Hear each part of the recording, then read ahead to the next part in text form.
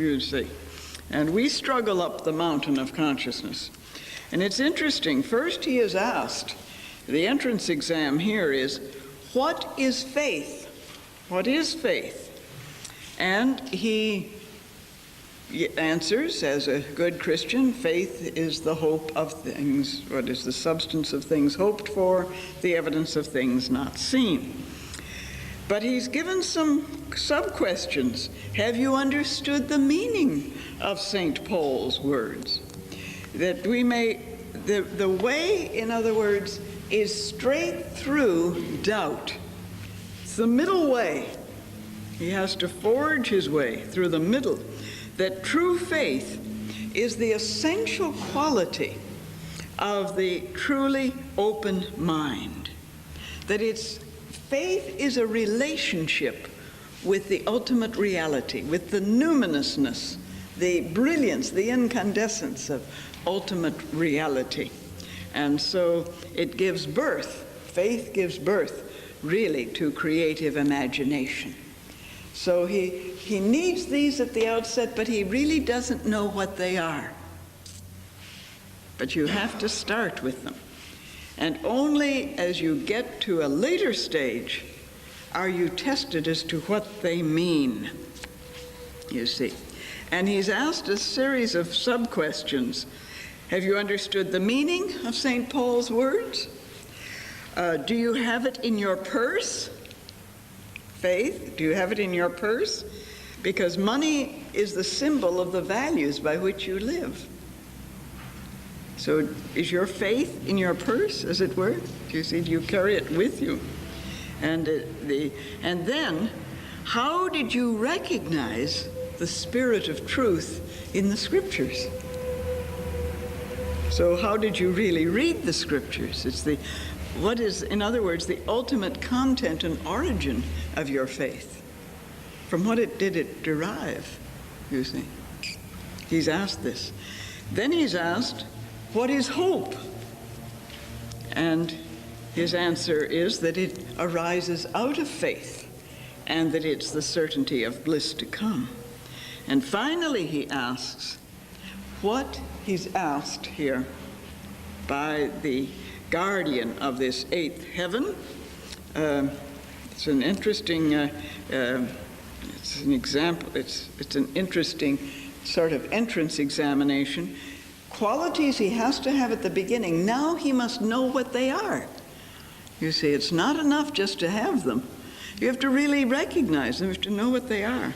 So he's asked, what is love? And so he answers that as faith is beyond both faith and doubt, and that hope is beyond both hope and despair, love is beyond both love and hate. Now this sounds paradoxical, you see. But you have to remember that there is, as it were, when you say that faith is beyond both faith and doubt, you're speaking of a synthetic level, a higher level, a unifying level, where the same word seems to apply, but it's a different quality, you see. That love is love beyond both love and hate. And you remember that in the Greek, there are 3 words for love. You have only one.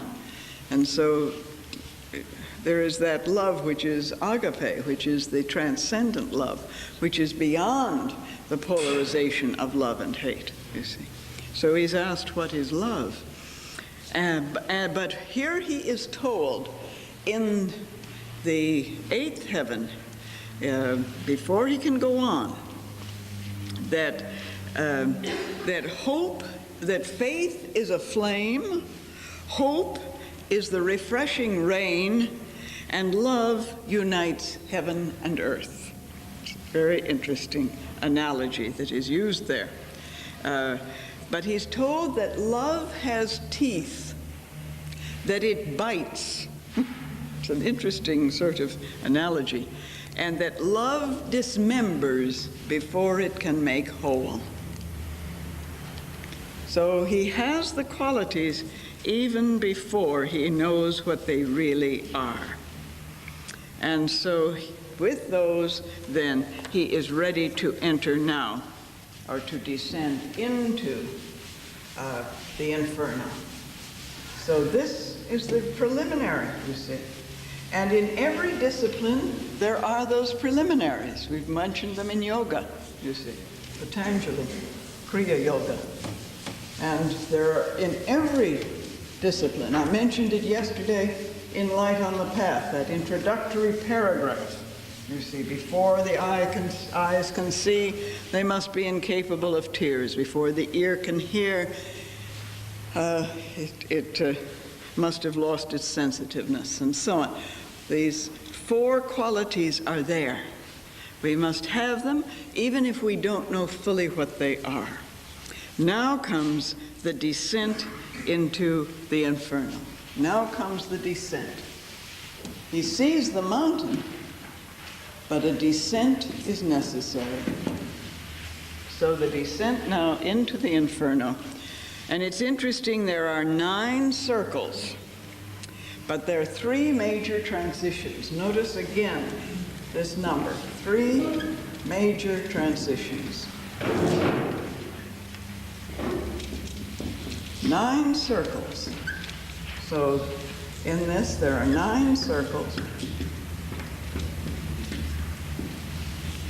but 3 major transitions. And it's interesting, the first to the 5th circle is the first to 5th circles comprise, what shall we say? Well, they comprise the shades of the first circle is that of limbo, as it were. But these 3 are identified with the leopard. We can put it that way. They are identified with the leopard. Here he meets the shades, the ghosts of the inadequate, the incontinent, and the self-indulgent. The love of pleasure, you see. Inadequate, incontinent, and self-indulgent. They refuse the pain of individual choice. They have been guilty of refusing to accept responsibility, pain for individual choice. The 6th and 7th circles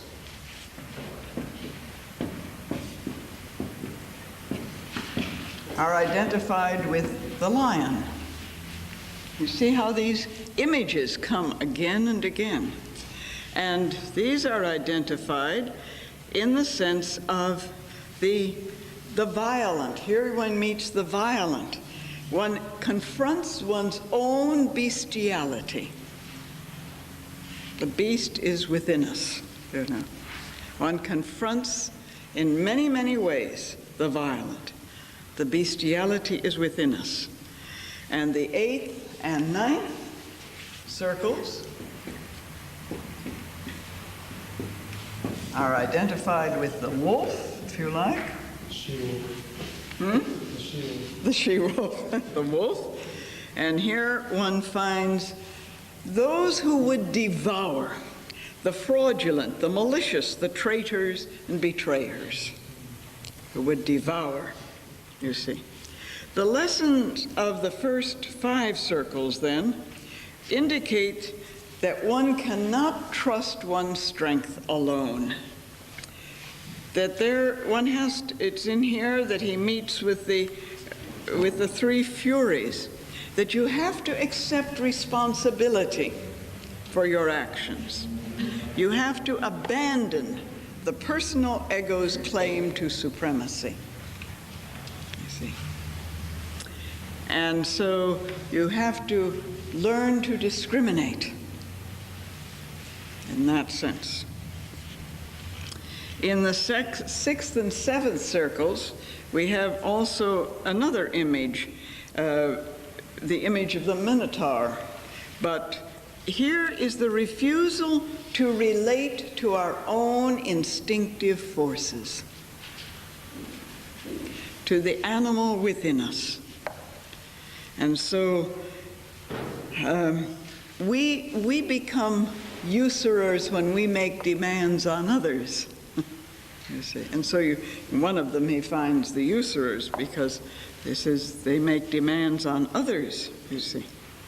Now it's interesting, he has to descend even further. Each of these is a further and further descent. And he has to descend via a rope girdle. You'll see this image again if we get to the golden ass, Lucius. A golden girdle here. A rope girdle, I mean.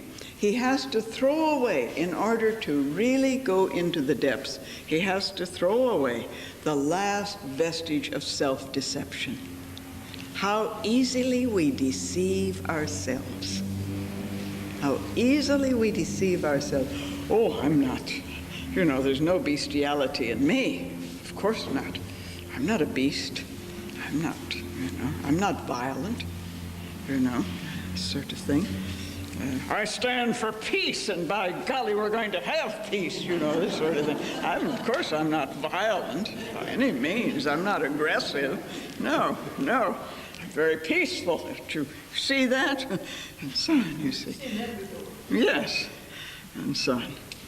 In the eighth circle, it's very interesting. In the eighth circle, he meets those who are fraudulent. But what do they do? What is it to be fraudulent? To be deceived, but also to deceive others and to steal the energy of others. Ha-ha. To steal, this is a fraud. To steal the energy of others. You see, we take on what others have. And so it's in the eighth circle that he really has to face his motive. He has to look at his own dishonesties. Ha-ha. We're very truthful people. We have to really examine that, our own truthfulness. Yes. Yes, of course. Do you see how it begins to shift? But you have to face it first, do you see? And it's very interesting to observe this. And so he meets here in the eighth circle the monsters of mass emotion, that rise up, the senseless violence and the personal vanity. You see, all of these things are there. And then the ninth circle, it's rather interesting. In the ninth circle is the frozen lake of Cocytus, where we find the complete negation of love, a type of betrayal, the betrayal of the friend, which is the final extinction. And it's really it's interesting because in the ninth, he comes to this complete reversal in which one thinks one is a friend, but one has really, shall I say, made an object out of the friend. One has used the friend, not been a friend, you see. It's a very interesting, because the essence of friendship is really a total magnanimity, a total trust, in which both are equal. Friendship is a fully conscious relationship. Emerson once said that no one can be a friend who is not wholly himself. Interesting statement. Who is not wholly himself. So one has to be oneself. But he also finds in this that there is a kind of necessity at one stage for betrayal. For example, Judas was necessary, and there's a fascinating statement I think it's by St. Paul, that not to look. I'm terrible at quoting the Bible. I've got some good people here who know the Bible. I'm horrible at quoting it. But there's an interesting statement about evil, and woe unto him through whom it cometh. You see, that it as though it has to come, it must come. A betrayal must take place in order for it in order for one to realize fully, wholly, what one is capable of doing in order to change. It's amazing. You say, "Oh, I would never betray my friend." Well, you see. Is that one of the things? Is that the one who is to be betrayed or the one who is doing the betraying? This is the thing. Woe unto him through whom it cometh. Well, we're doing it to ourselves, you see. So that only when we become aware, in this descent, he's gradually becoming more and more aware. And of course, Virgil is helping him. He's gradually becoming more and more aware of the nature of the root of all potential evil within us. And only by seeing the root, the really root cause of all potential evil, that is all there. You know, some people go in for this business of, I think I mentioned it yesterday, of rebirthing, and, well, you know, of course, it's always that they find out how great and glorious they were in past lives, and I think, good God, what a come down in this life, you know, if you were so wonderful in the past. But let's admit that all the seeds are within us.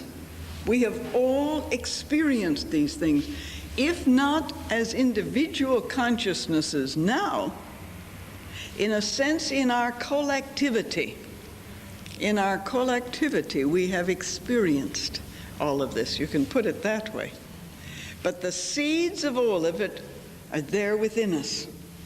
And only by getting to the root, therefore, of all potential evil do we begin to recognize the full extent of the shadow that we have to deal with, the darkness that we have to deal with.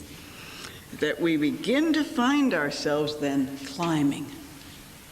Now we can go up. Because by means of that same realization, we can climb up towards the light. We can begin the climb up. Hence, the ancient truth, the way down is the way up. And it's very interesting. In one of the shlokas of the first stanza in the Secret Doctrine, in the stanzas of Dhyan, in that wonderful first stanza where everything is not, it's in a period of pralaya, everything is not, this was not, that was not, and so on. Everything was not, which means that everything will be in a manifested system. All we really needed to have in the Secret Doctrine is stanza 1. You can build a whole cosmos by knowing what's not, you see. Then you know everything that has to be.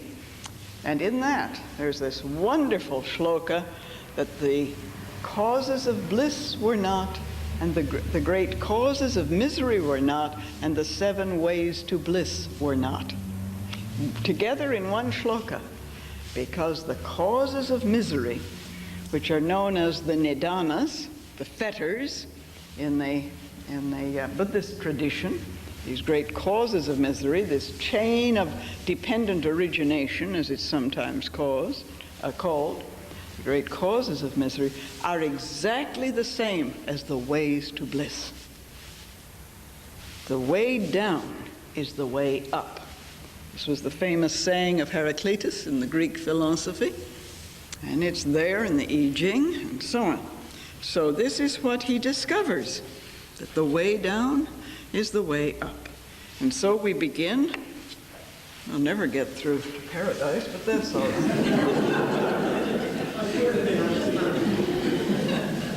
Now we begin the climb upwards. Now we begin to go up, you see.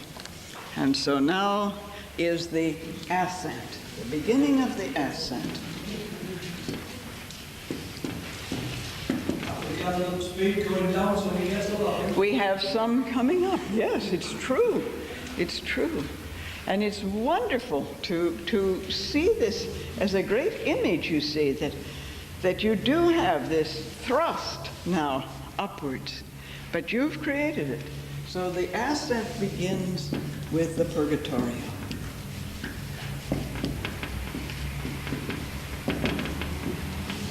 And very, very interesting to observe. Here, of course, is again the image of the mountain.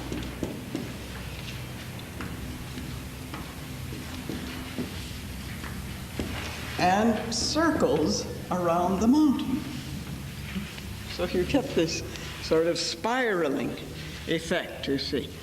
And it begins with the acceptance, the movement from the acceptance of suffering, of a purging suffering, that suffering is a purging. So as a passage, as it were, a movement, and Dante expresses it beautifully. I don't have time to read all of the passages on it, but there is a movement from a totally meaningless suffering to now an acceptance of the purging quality of suffering. He moves from this state that suffering is meaningless, and so he recognizes that one pays the price for whatever. There's an attitude, a change of attitude now takes place. A change from remorse and resentment as he is moved through deeper and deeper layers of the inferno to repentance and acceptance. That we have to move in that manner. And that there is then the moment of choice. So seeing this image of the mountain before him, he must now make a choice. And it's the kind of choice that Parsifal made. Go I will, cost what it may. These are the famous words of Parsifal. Marvelous words, you see. Go I will, cost what it may. And Dante is saying the same thing. I will go through this. I will experience this. And it's in this, then, that now comes into play something that was not present in the Inferno. And it's interesting, something that really isn't fully present in the depths of suffering, in the depths of wrecking, of this being in the dark. Something that is not present here now awakens a sense of time.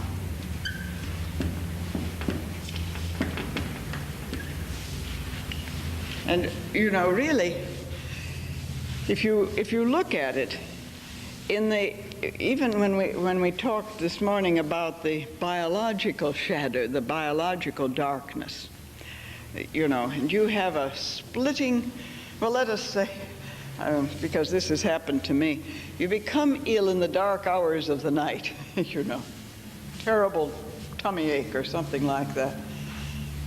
What happens to your sense of time? Oh, the night is forever, isn't it? The night is forever, you see. Now, it's only as one moves into a state of beginning to have some light that time comes into play, a sense of time, a real sense of time. It's rather interesting because now two things are demanded of him. And it's interesting. Two things are demanded of him because of this sense of time. Attention. You heard that word before? This weekend? Give attention, you see. Attend ye to them. This is at the beginning of Light on the Path. These rules are written for all disciples. Attend you to them. Give attention. And effort. So these now are definitely required, you see, with that sense of time. Now, but he has to learn the law of the mountain. And the law of the mountain is a very simple one. Any of you done mountain climbing? The law of the mountain is a very simple one. Yes. It's that you work during the day and you rest at night.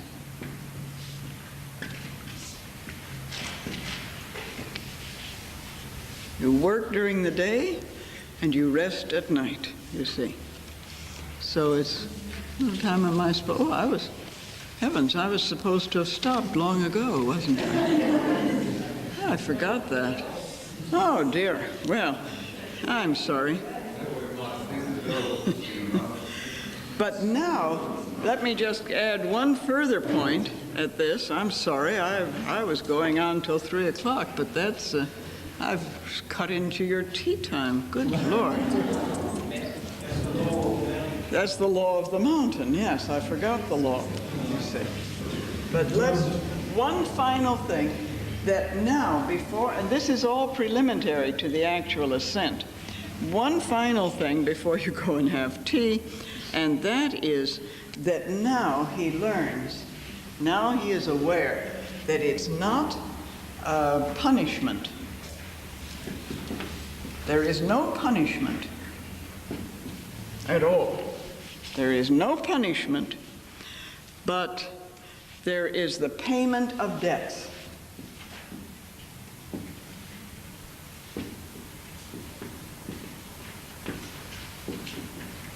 This, in other words, the law of karma. What's the significance of working during the night and resting at night? Well, because one needs to establish a rhythm. The days, you see, the day is for work, the night is for rest. So that one alternates, one lives in this, one does not attempt to work. Let things come to fruition, to churn within one during the night, to digest. Balancing, yes. All right, I'm terribly sorry. I was just going on. All right. So you suppose we can come back at 3:15?